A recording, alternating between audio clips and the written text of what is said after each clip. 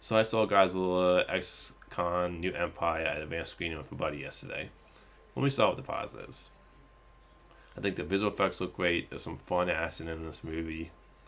And I do like Kong's story with him with the little wet orangutan where he kind of treats it like it's his son. So I thought that was a nice storyline for Kong. I would say probably gets the most. I would say the only one that gets actually like a at least a interesting storyline in this movie.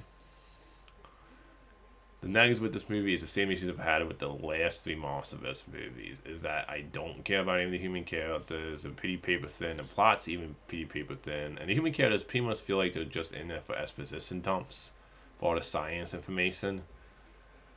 But I never felt like I cared about any of them. I didn't care what happened to any human characters. And also, this movie's a bit goofy.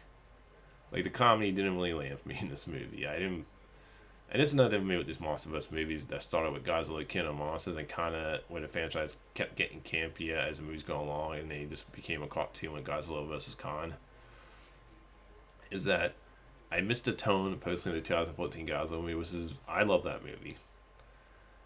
To me, that's the only movie I felt like in the Monsterverse movies that actually gave you a compelling character with Bryan Cranston's character, where you really felt for his character. Like when he died in that movie, I felt invested in his character, and I liked the tone of that movie, where it felt grounded.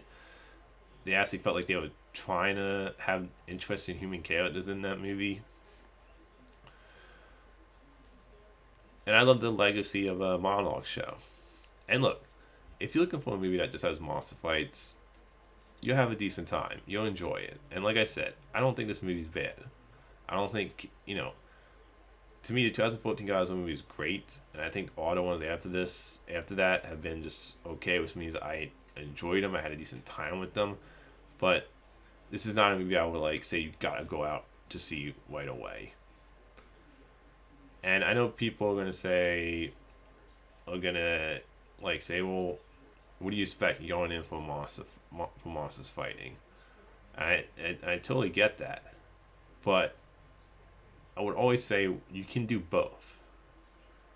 There's a way you can have monster fights in a movie and focus on the monsters while at the same time putting some effort into giving you at least a little bit of a compelling human characters, even if it's just one character to feel attached to in this movie.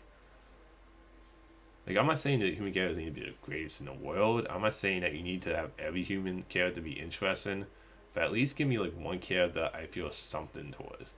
And the plot is just, the plot in this is pretty dumb. The plot's ridiculous. And even though I think the action scenes are fun, they do get a little over the top at some points. So again, I had fun with the action in this movie, but it does get a little over the top at some point with the action scenes. So overall, I enjoyed the movie. I had a decent time with it. But I do feel like the Monsterverse.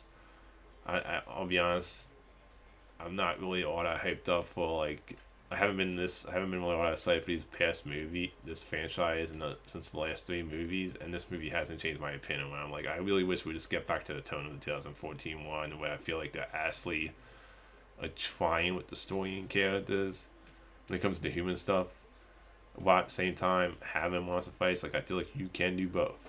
It's not impossible. But I had an entertaining enough time with this movie. So I would say just both checking out Godzilla X Kanu Empire. And I would say it's pretty much on the same level as the last three movies of this Monsterverse movies. None of them are bad. None of them are the most memorable movies. But if you're looking for some enjoyable enough monster action and you just kind of ignore the ridiculous plot and the paper thin characters, the human characters, then I think you'll have an entertaining enough time with it. So that's my review for Godzilla X Kong New Empire. Until next time, movie fans.